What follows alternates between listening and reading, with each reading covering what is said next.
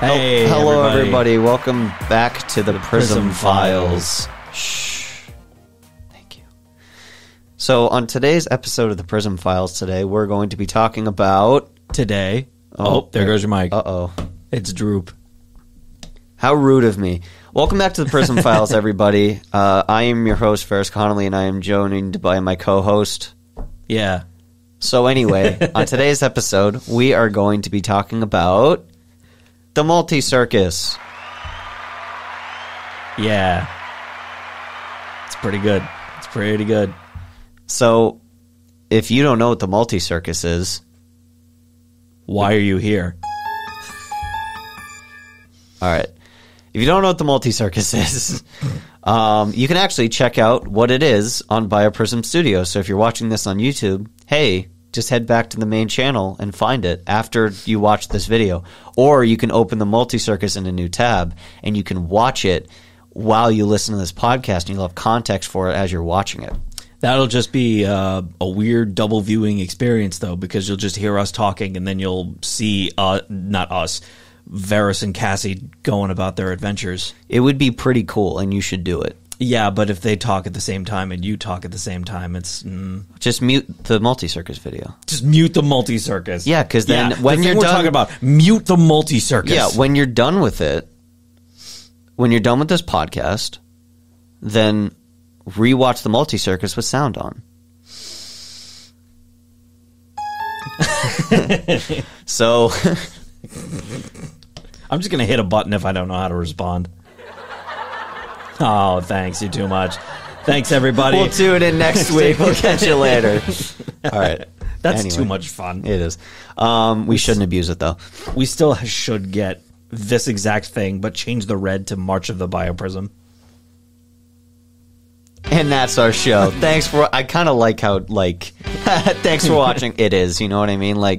Yeah, that's I fair. kind of like that it stands out and that it makes absolutely no sense. But thanks for watching. So it feels like a Disney Channel original. Yeah, it kind of does, song actually. Or something. Where as soon as you said that, I'm just like, ha ha ha. And this up is next, Danny. Welcome to Disney Channel. Yeah. And up next, an all-new episode of Zach and Cody. It's like, Wow. Yeah, that's the vibe. That's the vibe. So, anyway, today's episode, we're talking about the Multi-Circus. Now, where did this idea come from is what everybody is pondering, and I'm here to answer that question. So, in school, I had... Was a clown. Cut that out. That was dumb. So, in one of my classes for school, I had a project that I had to complete. It was basically some, color theory type booklet that I was supposed to make, but I was like, books are boring. I'm going to make a video instead. Because somebody else in my class was like, I'm going to make a video. And I was like, that's a good idea. I'm going to steal that idea. And I stole that idea. Actually, I forget who had the idea first, if it was me or him. Regardless, the idea was stolen by somebody, and now we're here. Yep. So I ended up creating... Schrodinger's stolen.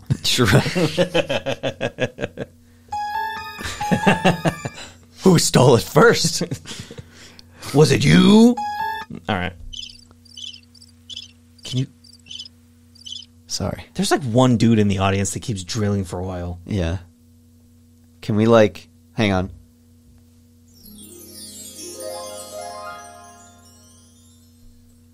Now they're 40 feet tall. Why did you do that? Sorry. Now we'll never see them again. So, the inspiration for the Multi-Circus came from... All right, so... All right, moving on. Moving on. ADHD, the podcast. So... Yeah. Thanks. So... God. So, anyway, the inspiration for the Multi-Circus came from a project that I created for my color class. And it was originally... The original project was titled... Varys's Colorful Charismatic Circus, because it was literally just a bunch of color theory type things in a video where I ran a circus that was about color theory. My characters starred in it. They were looking at them, making faces, pondering, if you will. Quite. And so it was kind of fun to make it. I think I made it in Premiere or After Effects, or maybe both. But it was like, oh, that was kind of fun. Like, I should make a project like that. I should make an entire project like that. And so I did. And it's called the Multi-Circus. Yeah. You sat down one day and you're like, you know what? Wrote a script. Actually, that's a lie. Oh, you didn't? No, but I'll get to that. Oh. So we have to, before we get into anything, we have to figure out what brought on this weird obsession with the circus, this circus core era that I entered. Well, you see, when Varys was a young boy, he was brought to a parade. I don't know the words. When I was a young boy. I don't know the lyrics either. I don't listen to... My father brought me to a black parade. All right, sorry. And then I saw the circus, and I was like, whoa! We have ruined my chem for everybody listening to this podcast. We ruined a lot of things for people listening to this podcast. You're welcome. Hit us up anytime at Bioprism Studios or Bioprism Entertainment if you want something ruined. So, anyway, to tie back to why I was obsessed with the circus for some reason for like a year, I attribute it to one song. Not that one. The World 2 circus theme from FNAF World called Pinwheel Circus. Oh. It's a vibe. It's really good, and the song is incredibly well made, and it has no right to be. But I listened to it a lot, and I was like, this is great. I want to make a circus thing with this, and I did. The original project, the Varys Colorful Charismatic Circus project, which is still up on the channel if you want to go watch it, uses that song. Sorry, Scott. But it uses that song in the background. Yes. Oh. You know, I see the remorse in your eyes now. So that's our show. Yeah, thanks for... All right. So this project was basically responsible for where the anthology is right now. Yeah. It kind of kicked everything off where I had like Zany Zooland and I had Earth 2045 and I had all this stuff. And I kind of had a rough idea of where I wanted the series to go. And then I came up with the idea for the Multi-Circus, threw everything I had in my brain out the window, and completely leaned into this project as the crux point of my entire franchise. And it thankfully paid off because it gave way to a lot of interesting lore points and kind of, caved a lot of the dumb stuff that I shouldn't have thought about in, and gave way to a lot of cool stuff that works so much better.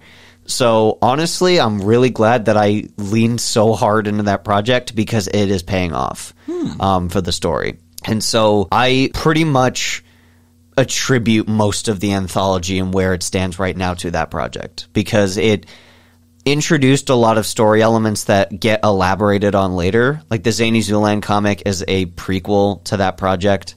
The Earth 2045 comic is a sequel to that project. The Gene and Clark project is a sequel to the Earth 2045 project. Yeah. And it all follows this one timeline. This narrative now.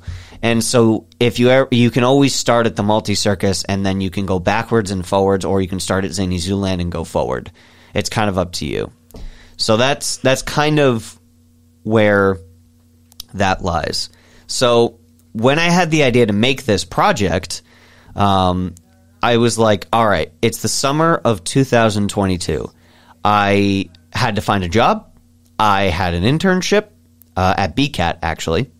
The studio we're sitting in right now. Exactly. This episode is sponsored by BCAT. And we just want to thank all the fine folks at Burlington Cable Access Television for letting us do this.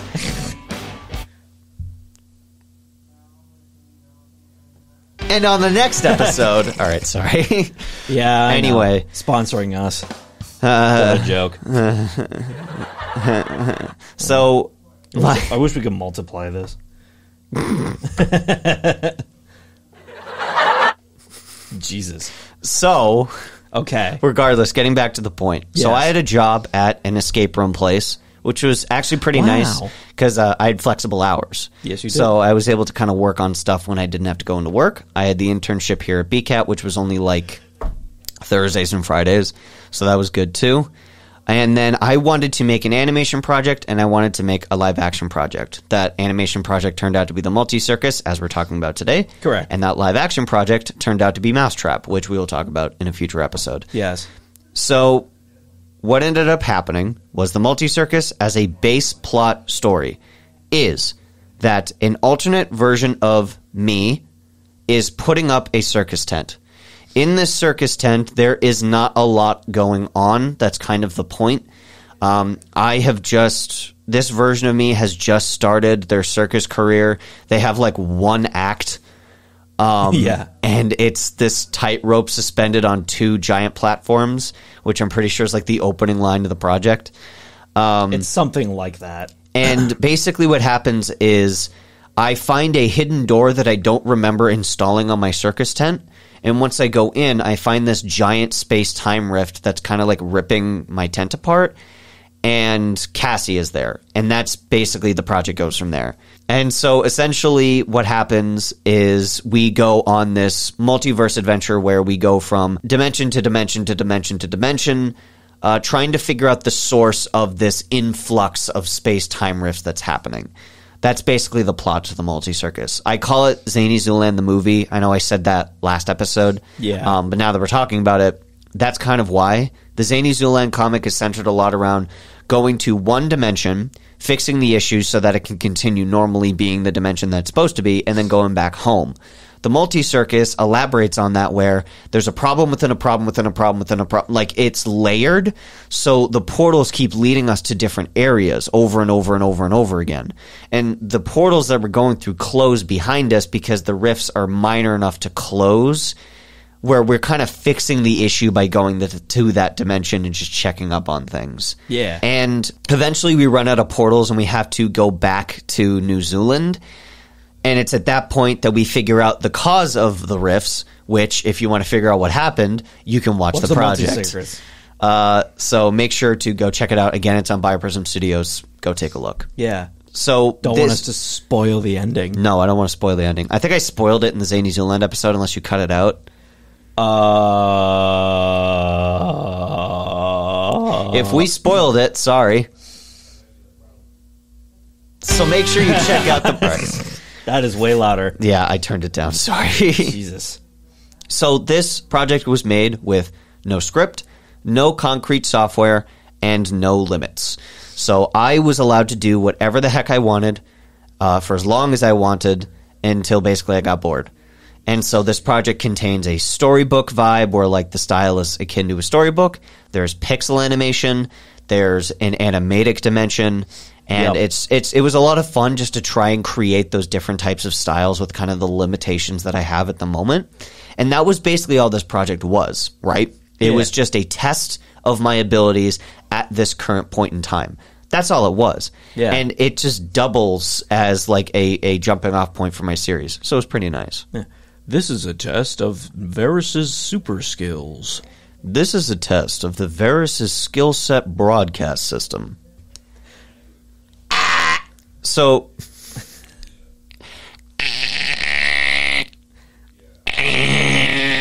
oh, that hurts. I gotta stop doing that. Boo! Slight tangent. I was at work today, and we were talking about. Well, what do you know? That's our time. No, sorry. Go ahead. I was gonna say. What was I gonna say? I'm so sorry.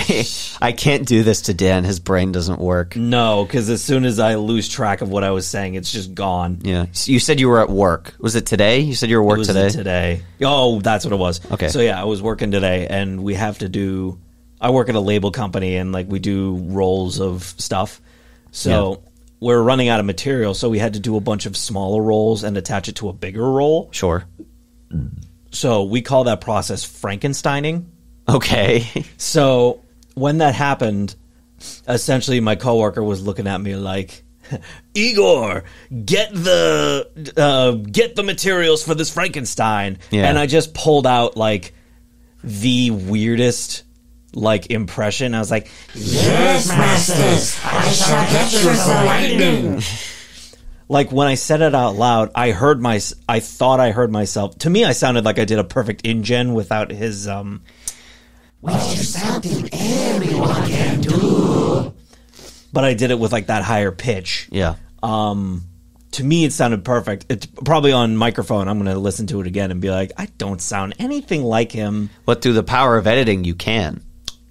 You can apply that effect, and then you won't look like a fool. As long as we don't talk at the same time. Oops. Well, I don't know. I guess I'll figure it out later. Make us both sound like it when we both talked at the same time. Oh, as long as we both do that impression, you have to do that thing. Yeah. All right. More work for you, me. I got a backstage pass for you to have more work on your plate this Friday. Oh, tickets are free, but the I can't say that because this is supposed to be PG. Never mind. tickets are free to the gun show. The gun show. What is the... The gun show? No. Well, let me show you. No, it's not... This episode has gone off track. Why did you mention that tangent? I don't know. I just want to go off on a tangent. Fair enough. You know what? We here at Bioprism Studios support tangents. Yeah. Shut the f*** up. Sorry, we have to cut that part out because I swore. Yeah, I'm going to have to do a different censor for that one because the timing is too good. The timing is just too good. Anyway, so time back to the topic at hand here. Yes. So what was the end result after I had created this? I mean, I'm just going to say what we're all thinking. Masterpiece of cinema. Yeah, because we're all thinking that. Yes. Unironically. We were all thinking that. Yep, everyone. Especially you. You know who you are. So the end result was a roughly 30-minute project with multiple animation types. It was about 2 months of work, and it brought upon a new era of music that I do for a lot of my projects. I call it kind of like my soundtrack vibe that I try to get. And the way that I describe my new era of music is basically just like orchestral electronic rock. Okay. Because that's kind of the closest that I've had somebody describe, I think James described my music as like electronic 80s rock or something like that. Where like it's that older style mixed with kind of like a newer sound. That's what he was saying. I don't know if I agree entirely. Well, that's why I call it orchestral electronic rock. And the reason why I call it that is because those are the instruments I use. Is orchestra music, electronic music, and rock music. Like the instruments required to make those genres. Yeah. Those are the instruments I use. Guitars, synths, and like trumpets and violins. Yeah. And stuff. It's all mishmashed in there to create this genre that I've created that I'm sure has a name. But that's just... probably just techno rock. I don't know. Whatever Daft Punk is. Maybe. Alternative? Yeah, I guess. You could just say it's alternative. It's probably I could just say, like, yeah, it's alternative. I would just say it's like more like positive vibes alternative. Yeah, I put it under electronica when I submit it, but I'm pretty sure that's wrong, so whatever. I also put it under R&B for my newer stuff because my newer stuff uses a lot of R&B elements. Right. But this didn't. So, I don't know. Anyway, I like the soundtrack for this. It's pretty fun. I think it's pretty good. It's not my best, but I think for what it was, it fit. It gave way to what is basically the theme song for the Bioprism Anthology series. Like, there are 4 different themes in there that I have now used in other tracks to kind of like tie them all together. And I think that they sound cool, and I think that like when you have the context for the Multi-Circus and you can hear it in the others, it sounds cool. Yeah. I think. I agree. So because you hear that bit of music and you're like, and you're it's like, wow! It's like hearing the Avengers theme. Yeah. But like done a specific way so you can kind of also hear Captain America's theme. You're like, oh my god, it's the thing. It's like when they try to work the Harry Potter theme into like a bunch of their music. Oh yeah, they try to like just kind of like weave it in there a little bit. It's just triangles. That's all it is. Yeah. Oh, I see what you're saying. It's some kind of instrument that you tap. Xylophone? I think it's a xylophone. It might be a xylophone. Yeah, I'm pretty sure it's a xylophone. Yeah, that's a xylophone. It's not a marimba. Correct us if we're wrong. That's not the name of the instrument. Marimba? I was going to say maroomba. That's not. That's a Roomba with musical talent. That is excellent. That's just a Roomba with wooden tiles across the bottom of the floor. And it makes music as it goes. Because it moves, yeah. It just taps the wall and it goes dong, Yeah. dong, Don, Dong. don, don, don, don, don, don, dun, dun. don, don, don, don, don, don, don. Do you know that? I don't. What do you Okay, mean? for anyone who actually got that, you're welcome. So, You're not going to tell me? no. All right. So, the story is Harry Potter Puppet Pals. Snape, Snape. Severus Snape, Dumbledore. Have you never seen that? No, I have, but I didn't know the beat. Yeah. So, anyway, tying back to the Multi-Circus, the story, the writing, not my best. I mean, from the sounds of it, there was no script. It's not like it's fine. It is passable for what it is. Oh, I still think it's good. Thank you. I appreciate that, but you are flattering me. It is not good. Well, I think it is because like you combined all of these different stuff. I think it could That is exactly what I was thinking, and you can catch us next time. All right. done. I think some bits could be tighter in terms of Fair. what you were trying to do. Yeah. Like the storybook section. Like I still think that the transitions weren't quite right, and that the I space disagree. and the spacing in between each passage was too short. You mean between each dimension? No. I mean between Oh, in specifically that in the universe storybook specifically. dimension, in between like the quote unquote pages, the Oh, yeah. the dialogue was cut too close together. Yeah, no, I see. I know what you're saying. Yeah, like because I made you that- want it to be a storybook vibe, so you want to take it a little slower. Yeah, I mean, if I had a chance to do the Multi-Circus over, I would be more mindful of that idea of what you're saying. Like, I'd take more of your criticisms to heart in the sense of, like, yes, if I went back and redid the storybook thing, I would probably have, like, a page flip animation. And, like, the text would fade independently from the pictures. And, like, more pictures would fade. Like, I would go ham with it. But this was mainly just, where am I now? What can I do? Here's what I can do. And then just, like, also, I made it in 2 months. Well, I think So- I think I made that same suggestion to you, and you just kind of like you're already in the flow of it, so you're like looking at me like, you're still like, Yeah, I didn't want to have to go back and redo it because it, first of all, it was a pain in the ass. Second of all, I didn't really know how to go about doing that at the time.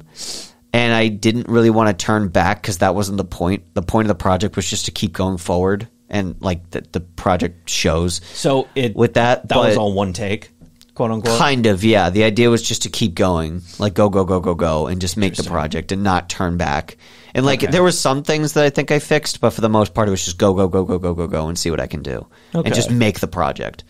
And with that mentality, the fact that again took me 2 months, and then I just kept going, I'm pretty proud of it. But there are things that suffered for it, which yeah makes sense. But I wanted to make something, Yeah. and then that's what happened. But yeah, I personally think that the project only becomes stronger with the context of the other projects. Yeah. Because the Multi-Circus is literally, and I love the project, but it is literally kind of just a gateway to get to Earth 2045. So it is a gateway project where it's Yeah. like Zany Zooland and Earth 2045 are more elaborated on and they're a little slower. And then you have Zany Zooland, then the Multi-Circus goes into Earth 2045, and then Earth 2045 happens, and then you have Gene and Clark, and then there's another project I have planned that's kind of a gateway to the end of Gene and Clark, and then Cartridge Crusaders and all this stuff. There was a timeline. Yes, there is a timeline. But yeah, so I don't mind. I like the And Multi-Circus. I do like how it came out, but I will say that the story was probably not my. What would you say was probably the weakest part of the project? Then I mean, the thing that really stands out to me was the storybook thing. So that's fair. I think I've already aired my grievance with that. That is fair. At the time, the soundtrack was my strongest. I think, unless you disagree. I mean, personally, I prefer Mousetrap, but that may be favoritism. Fair, because you were in that one. I was in that one. But also, the Mousetrap, I do want to point this out. I'm pretty sure the Mousetrap soundtrack was developed after the Multi-Circus.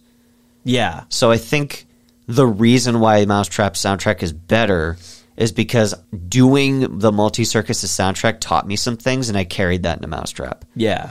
So fair.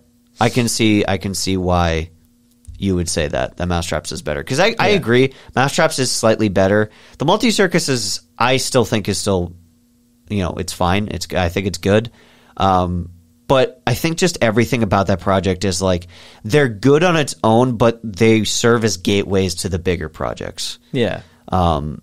So, but I don't know. But I would also, anyway, I would like to take this time to talk about stuff that was left out of the Multi-Circus, stuff that got cut. Before you get into that, I have one more grievance. Yes. And that Sorry, is... I didn't mean to cut you off. No, that's fine. I didn't think I had one until I sat here and thought about it. Oh, okay. Yeah. So I have one more. What's that? And that's the very near the end when you're in real life.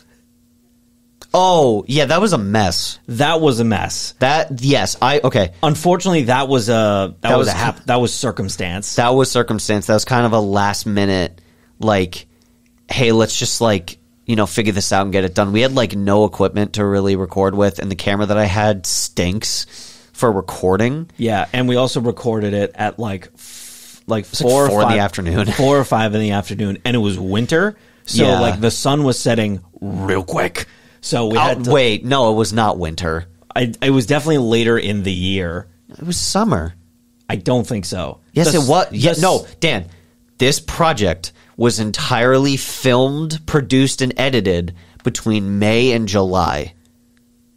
That doesn't sound right. It is. I promise you it is. But the sun went down way too fast. It's not that the sun really went... It's not even that the sun was down, Dan. It's just that our house was dark. I don't think we recorded it at 4 or 5. I think we recorded it 6 or 7. We still recorded it to the point where the sun went down. Which, yes, we recorded at a time where the sun was down, and it didn't look good. Yeah, especially the later into that bit it got. Yeah. It got darker and darker and darker. Yeah. So there's a certain point we had to boost the or I think you boosted the visuals. Yeah, I edited which if I did that now I could fix it a lot better. But yes, I had to boost the brightness. I actually found a trick in Shadow of the Colossus that might have helped you a little bit. Well, but no, for next time definitely I'll have to ask you if I have to do that again. But yeah, no, that was because that was the Mousetrap cameo. That was supposed to tie into Mousetrap, and those two projects were supposed to cross promote each other. Yeah, that was kind of the whole point, and it worked. But Multi-Circus came out in July, and Mousetrap came out in October. So by the time that Mousetrap came out, Multi-Circus was already kind of like a memory. So it still worked because it got people to view each project, but people weren't tuning into the Multi-Circus to watch Mousetrap. Most people were tuning into Mousetrap only to find out that they could watch the Multi-Circus at that point. Yeah, they're just like, oh, what's this context here? Right. The Multi-Circus. Which is fine because I think letting them release so far apart let them cook individually. I agree. So I'm fine with it. But yeah, it was a weird thing that kind of just... Because Mousetrap was supposed to release in August. Surprise, surprise, we had to delay it by 2 months. Yeah, it ended up releasing Halloween or something like that. It literally released, I'm pretty sure, on Halloween. Yeah. Was the concrete release date. We had a premiere for it a week before. Yeah, both because of I think editing complications and also it just wasn't going to happen. Yeah. It just wasn't going to happen. Because I think we filmed in August, didn't we? Yeah, we filmed in August. We filmed it in the summer. We filmed in early August, and the reason why I know that is because I was wrapping up my internship with BCAT. So we filmed it basically when my internship ended. I also got a wicked sunburn that day. So it had to have been hot and sunny. Well, which day? Because I think we were filming outside for... Literally the first day. Yeah, I think because, we got all the outside shots done on day 1. Correct, yeah. And then the other 3 days were all inside. Yeah, but we can get more into that on the Mousetrap episode. We will get into that on the Mousetrap episode, so stay tuned for the next episode. Yes. So may I discuss the cut content of Multi-Circus? Yes. Okay. First thing that I have written here that was cut out was there was supposed to be a fight scene. A fight scene? There was supposed to be a fight scene between me and Cassie versus a villain. I can't reveal the villain because they're going to show up later. Is it the villain? It's the villain. The villain. It was supposed to be a fight between me, Cassie, and Donkey Kong. Actually, at the time that this was written, it wasn't even the villain. It was Rifter. Oh, was it? Yeah. Oh. At the time, it was still Rifter. So it was supposed to be a fight between, it was me and Cassie versus the Rifter, because the Rifter was the villain at the time. He's no longer the villain. Yeah, no, now it's someone else. We don't know who the villain is yet. It hasn't been revealed. So don't worry. You'll find out at some point. You'll find out eventually. You'll find out eventually. But for now, I don't know why I'm making motions you can't see me. For now, keep your pants on. Yeah, you'll find out. But yes, they were supposed Unless to be... you're on a no pants party, then... then have a party, dude. Then go nuts. So the reason I have for cutting this was adding the fight scene would not have contributed to the overall plot of the Bioprism anthology series and would only confuse the continuity. With the Multi-Circus ending the way it did, it allows us to explore a sub-story that we can revisit later on in Chapter 5 without spoiling any of the major plot points or developments we wish to make in the final show. This fight was to take place over a few different dimensions, making use of the fantasy, rubber hose, and orchestral mixes of fixing mistakes. So, now this is old as heck. I was going to say, that is... are those notes you took specifically for descriptions of... Like, these are notes that I wrote. Did you know we were going to be doing Prism files around the time of Multi-Circus? No. Okay. This was in case somebody asked. You take notes for that? Sometimes. That's genius. If the project is big enough, then yes. Mousetrap, I had the presentation, so I didn't really have to take notes because it's in the presentation. But if I do major projects... Sometimes I'll take notes, but a lot of my projects that have been happening recently, I haven't really had to cut anything. Like Gene and Clark that's coming out soon, I didn't really have to cut anything, so... You could just call it as is. Yeah, so it's like there's nothing really I have to talk about, but... I just gotta say, that's better than me, because, like, you know me, I've worked on essentially one project for, like, 10 years. Yep. The only notes I have are, like, the lore points. Oh, I take notes on, like, everything, dude. I used to take notes on a lot, but like I don't take, as many notes on everything. I'm always worried I'll forget. That's why I write them down. I take notes on everything. I constantly change my mind, so like I let it kind of free loose a little bit. Even if I change my mind, I still write it down, and then I correct it later, or I make a new note or something because I have to write it down, or else I'll forget. I mean, that's fair, but we're also different people. Right. No, that's fair. Yeah. But, and the thing with the Multi-Circus, so if you did watch the Multi-Circus, you'll know at the very end what those different mixes of fixing mistakes was used for. It was used as more of like a retrospective song where like I was thinking back on stuff. But originally that was supposed to be a fight theme. And we were supposed to jump between different dimensions, and there were supposed to be different animation styles, and we were supposed to fight the main enemy while the song changed in the background. And it was really cool, but way beyond my skill set at the time. Yeah. And also just, again, like I said, it would have confused the continuity. Now it wouldn't have, but it did back then. I still think it would have confused the continuity because even the new one, it wouldn't have made sense. So not as much, no. I am glad that it got cut because... I mean, we probably could have worked our... I could have made it work, but it not the way I would have wanted. So I'm glad it got cut. Okay. Honestly. So the next one that we have on the chopping block was fully animated 2D and 3D dimensions. I don't think I have to explain why, but I'm going to at least read what it says. Reason for cut. Officially, it is because we wanted to explore the ways we could work with the meta commentary of developing unique types of content found on YouTube, like animatics or Let's Plays, and incorporate it into the project to give it more of a personal feeling. Mm-hmm. Unofficially, it is because I do not have the time, skill, or resources to pull it off. I needed workarounds that I knew I'd be able to do and finish myself. This project is meant more of a testament to my skill set rather than an exploration of new ideas. Pretty self-explanatory why that did not get in. It's funny because I remember you around that time. I think you were working in a 3D class. Yep. You had a 3D model for Cassie. I do. I still do. To get that to work. However, you decided no. I am not a 3D animator. I'm barely a 2D animator. So no, it didn't happen. Sorry. I wish I could have made it happen. The next thing on the chopping block was a song with lyrics. This has been something I've been trying to do for like years.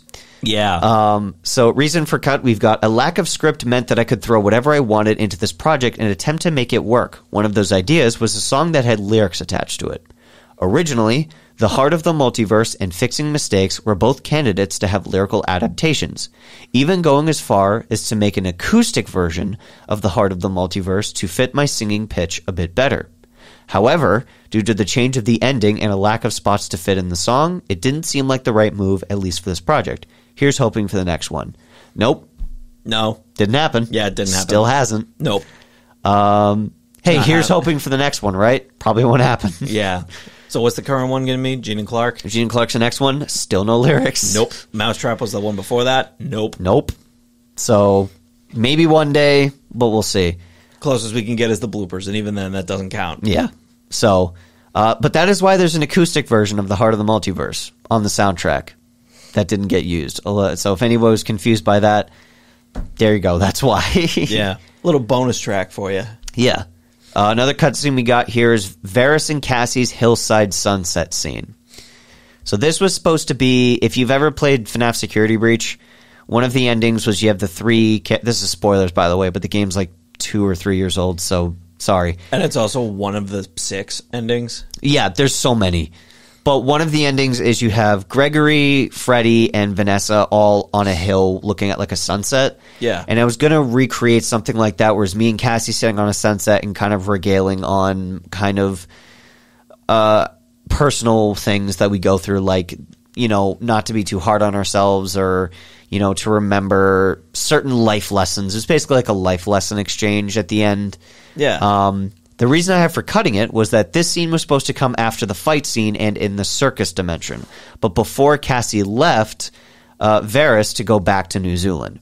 The intention was to have a single fully animated comic panel of our heroes sitting on a hill, backs to the camera, watching a sunset as quiet contemplation played in the background. It was meant as a palate cleanser after the fight scene and meant to reset the vibe a bit.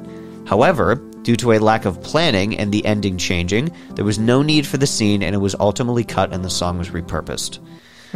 Quiet Contemplation ended up becoming just the... Because originally I was going to play outside the tent, or outside the... Yeah, like back outside the tent as the ending theme. Yeah. And it was a lot more emotional, and that was supposed to come after the sunset scene, and Quiet Contemplation was supposed to play before that to kind of like lead into it.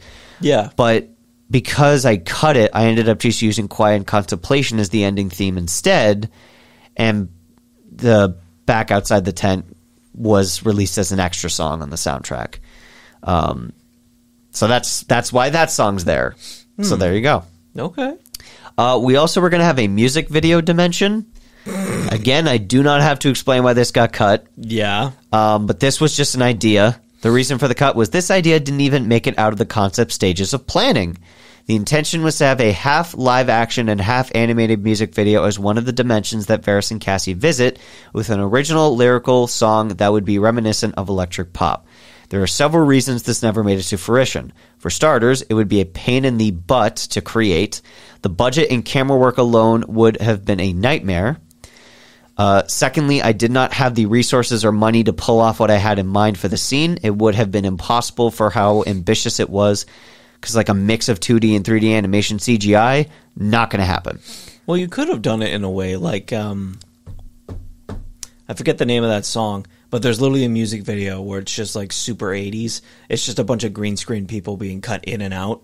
I had an idea that was like kind of reminiscent of that, but it just didn't happen. Lastly, while it adds to the meta-narrative of the project, it may have been confusing for how the project was playing out. There are more reasons than what I mentioned, but I think it's pretty obvious why this idea was left to die maybe in the future. Yeah, so I don't have to explain why they didn't get in. I think it's pretty obvious why I didn't get in. Too much work. Yeah, and like, because the idea was like, yeah, we'd go to that dimension, the music video would start, there would be a whole music video, and then it'd end with us leaving, and then we'd go to the next dimension. Yep. That was what it is. The next thing we have is the Parappa the Rapper dimension. That's essentially the music video dimension. Kind of. Yeah.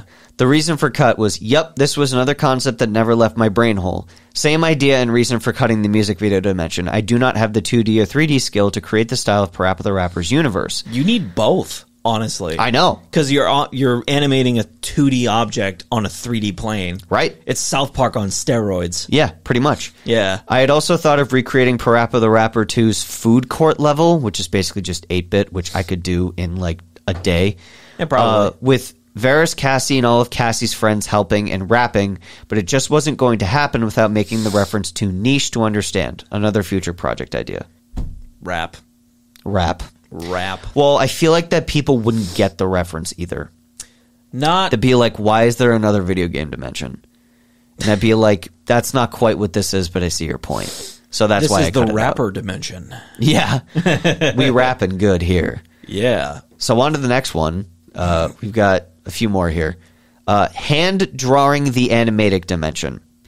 So I was originally going to hand animate the animatic dimension. Like I was just going to draw the animatic frames by hand. Early attempts at creating the animatic dimension by hand to replicate a more accurate adaptation of what a storyboard put together would look like did not turn out very well. Storyboard is a new process for me at the time, and trying to do every shot I needed for this dimension was proving to be a more daunting task than I had anticipated. So I took an alternate route that maintains the style of the project and gets the message across relatively the same, producing the end result we see in the final product. So it's close enough to the point that I was trying to get at. You all got it, I think. So like... it's more clean. It sticks to the style of the project more. So I think that honestly, it's probably better that I did it this way. But I was originally going to do it by hand. So I just wanted that to be known. I think it comes across easier when the way you did it because it feels you see the characters, you know who they are, you feel who they are. Yeah. As opposed to if you would draw them by hand. Granted, chances are they would look similar. Yeah. But they wouldn't be the same. Right. It would be a little different because my hand-drawn style and my like Adobe Illustrator style, for lack of a better term, are very close to each other, but there are differences. Yeah. So I have the same thing. Like my Adobe Illustrator style is like a lot more fine-tuned, where my sketching is like, I can do a lot more with it, but there's only so far I can go. My Illustrator style is a lot cleaner. My hand-drawn style is a lot more unhinged. If you don't believe me, look at my sketchbook. So yeah. Pictures somewhere. They're somewhere. Probably not. Sorry, Spotify users. So I want to kind of elaborate on all the cut songs that are still on the soundtrack, but just didn't get used in the project. So Triumphantly was... a song that was originally intended as the trailer theme and was going to be a much shorter teaser. After scrapping that idea, it moved its way into the scrapped fight scene, which we now know how that went. So, now the very end of Triumphantly lives on at the very end of the Multi-Circus's credit sequence, qualifying it as a cut song in technical terms. Yeah. So, the little, there's a little motif that plays at the very end of the Multi-Circus that says Cassie Cat will return. That is the very end of Triumphantly, which if you've heard the song, you would know. But since I didn't use the whole thing, it technically got cut, so that's why it's a cut song. It's like a half cut. Yeah. It's now a jingle as opposed to a song. Right. Back outside the tent, I know I kind of talked about this, but I'll say it again. This song was intended to play when Cassie and Varys return to the circus dimension. The ending was intended to be a bit more heartfelt, but was changed slightly again due to the ending change.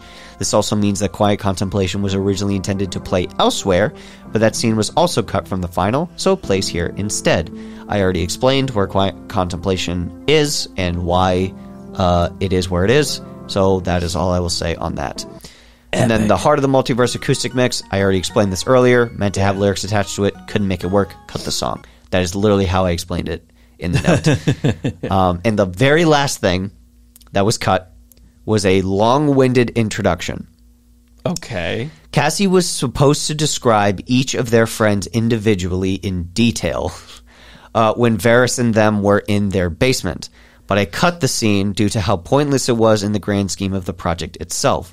You'll just have to wait and see their stories later. So basically what that was saying was when me and Cassie went to the Zany Zooland dimension when we were in their basement and all their friends had gathered, and you got Barley, Bailey, Benjamin, and Adam down there. I love saying their names together. I know, it's great. And if only Adam's name was like something else. Like, yeah. And if Cassie's name was something... Well, you realize it's ABC, right? No, I know, but it'd be funnier if they all started with B. Yeah. Because then it'd be like... It would be... Bailey, Benjamin, Barnum, and Brexit. Brandon. Brandon. Yeah. I prefer Brexit. So... it's not... That's a historical event, not a name. Shh. It's the name of a historical event. So the point of that cut was Cassie was going to talk about each of the friends, like, oh, this is Benjamin Bear. He's this, and this. This is Barley. This is Bailey. This is Adam. And go into like detail about who they are and what their personalities are. And I was like, that's dumb. Cut it out. Because you could have shortened that significantly because you cut that whole thing out. But I think it would have made sense if you were like, this is Benjamin, Barley, Bailey, and that's Adam. Like, so, you could have easily done that and gotten away with it. I cut it because it defeats the purpose of how I tell stories. Okay. I tell stories through dialogue. I don't tell stories through exposition narrating. Meaning that I don't have a character be like, my name is Cassie Cat, and I am a non-binary 13-year-old cat who's exploring the multiverse. It's like, no.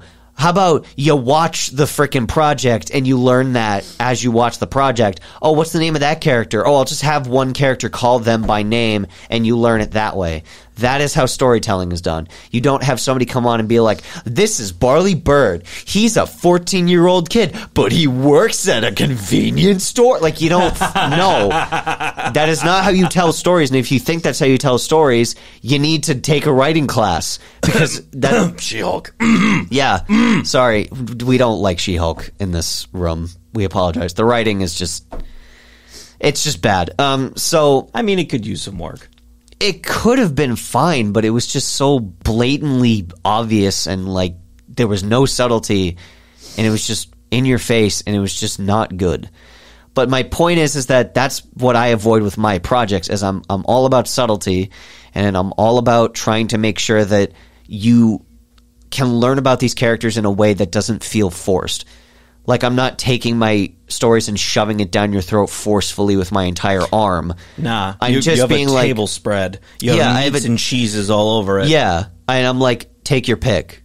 You'll come to appreciate all of it along the way, but for now, pick whatever you want. Oh, you have allergies? All right. Oh, so just that down there doesn't have gluten in it. Or that one down there doesn't have cats in it. You can go look at that one. I was going to say, oh, you have a gluten allergy? Well, there's the door. Yeah. Oh, you don't like dimension stories? See you in my next project. Oh, you're vegan. Oh, okay. Let's stop and... So that means you like organic chicken, right? Stop insulting vegans and gluten-free people. Stop doing it. Stop laughing. If you have a gluten allergy, our condolences. If you don't like gluten, we understand. No. Okay, I understand. Okay, I don't. Dan can leave. Yeah. No, actually, if you have if you just don't like gluten, please tell me why. Anyway, so that's all I really want to talk about with the Multi-Circus. Sorry we went on a tangent. Well, that's fun. But it is fun, but that's you're here for projects. Yeah. And we want to deliver that. So, anyway, thank you guys so much for tuning in. Hold on. We really appreciate it. Wait, I have more to say. Dan, I said thanks for tuning in. Sorry, what were you saying? Well, I wanted to talk about like that one scene in the Multi-Circus. You know, the one with like the I can't do this bit. This is a little too much. Okay. That's what do you want to talk about? That one Cartridge Crusaders bit in the Multi-Circus.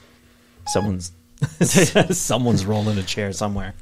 The Cartridge Crusaders bit. The Cartridge Crusaders bit. I just want to talk about how much that was an interesting experience. Yeah. Like recording that. Yeah, to act out that scene while we were recording was super weird. Because we just did it during Super Mario Galaxy. Yeah. And like, that's in the episode, by the way. That whole thing, like, there is an episode of Mario Galaxy that, like, because the Multi-Circus, again, cross-promoted Cartridge Crusaders and Cartridge Crusaders cross-promoted Multi-Circus. Yeah. Same way Mousetrap did. And it was interesting because we were just sitting down to record, and I turned to them, I said, hey, listen, this is what we need to do. Let's just do it right now. Yeah. And to, like, pretend with no script that, like, another version of me and a cat that can talk just, like, came into our recording space was interesting. It was weird. We had to do that twice because the first time we did it, Michael was looking at both of us like, I have no idea what's going on. Yeah, he's like, I have no idea what to say. But it was very interesting because the episode is just promptly interrupted and then, like, promptly ignored. It was at the beginning of one, right? Yeah, it was at the very beginning of it. And all I remember is, and ladies and gentlemen, that's Hollywood in a nutshell. Like, that's the opening, which there was no bit to that. There was actual context to that, but that was part of take one of this whole process, and I couldn't include it because, you know, it was a previous take. Sure. So we can't talk about it, otherwise the bit's going to be spoiled. Sure. Well, right, because it was like... Because I think I was explaining how we should do it, and then you said, that's Hollywood in a nutshell. Yeah. So, like, technically there is no canon context to the bit, but, like, the insider's canon is that Dan was commenting on my instructions. That is exactly what was happening. So, that's why it opens up with, that's Hollywood in a nutshell. Exactly, and nothing else. And Yeah. then all of a sudden it was like, all right, now it's time to go here. Yeah. And then that portal sound. I didn't hear that until, like, after it was done. And I remember listening to that like, this is funny. Yeah, it is funny. What's even funnier is that we ignore it completely once it's over. But it works because that's the Cartridge Crusaders. And I took that energy and I bumped it up to 11, and that's what Sad AM is. So I hope you guys are ready for that because I think it's going to be really funny. I've already started writing the script for it. Oh, I read some of it. I'm really glad how this depicts us because you are depicted as a chaos god. Yep. Like, I'm depicted as this, like, being of chaos. yeah. Dan is depicted as, like, this, like, kind of this, like, this protective concern of, like, what the heck is going on and, like, trying to figure out what's going on. And then Michael is, like, basically the plot driver. Yeah. Where he's like, guys, shut up. Look, there's plot. Yeah. Like, that's kind of what our personalities have been with this project. And it's been really fun to write because we have a character in there. Won't say who. We have a character in there, a fourth character who is, like, supposed to be, like, a cynical audience member who's like, what is going on? Like, this is ridiculous. It's like, what is this nonsense? And the contrast between our chaos and their cynicism is incredible. But we will talk about that when that project comes out. Probably. If the Prism Files is still going by that point. Yeah. Which, based on the amount of stuff we have for Tarosa, probably. Probably. But we will get there when we get there. Yeah. But... yeah. Are we all set? Is that what we want to talk about? I mean, I'll also just add on to that note fact. Yeah. The fact that you wrote these notes about the Multi-Circus, like, beforehand, like, years ago when you're like, oh, yeah, all this thing. Like, when writing I'm currently still working on, like, the listing of the Tarosa episode for Prism Files. Yep. It's 4 pages long. Because I had to literally dig into both my memory banks, into my old notes, like the ones that I actually did take. Yeah. And that includes a lot of physical stuff. Yeah, that's going to be a long... That's probably going to be a multi-parter, for sure. We're probably going to have to come in here multiple times Yeah. and do multiple sessions. It's entirely for possible. one concept. Or we'll come in one day and we'll just bring, like, we'll bring, like, gallons of water. I'll bring my hammer. I'm going to bring a gallon of water and a straw. There you go. There you go. And for those at home who don't know, my water bottle literally looks like Thor's hammer. It does. He has a Mjolnir water bottle. It holds half a gallon of water. It's sick. It's great. It's the talk of everybody when they see it. They see it and they're like, and they immediately try to pick it up. Do you guys even understand how much Dan is the talk of the town? Yeah. Like, because I have a Thor water bottle. I mean, like, come on, guys. I mean, how can you not? Hey, audience, please. You know what? I think they left. Oh. Well, I guess it's our time to go now. I can hear them laughing at us outside the studio. Are you sure they're laughing it up? I think Jimmy Kimmel's next door. Is he? I think so, yeah. I thought they weren't recording today. No, they had like a last-minute booking. Dang it. Oh, man. Well, it's Jimmy Kimmel. Yeah, I guess so. Oh, they came back. Where'd that audience come from? Oh, man. They're using that sound effect. All right, guys. Thank you so much for watching the Prism Files. We appreciate it. We got to go tell Jimmy Kimmel to stop using our soundboard. I'm going to beat him up. So Dan's already left. Yep, I'm gone. So thank you so much for watching the Prism Files. We greatly appreciate it. We hope you guys will stick around for the next episode, which will be covering Mousetrap. And yeah, thank you so much, and we'll see you in the next one. What are you waiting for? Let's go. Give me a minute. All right, thanks, guys.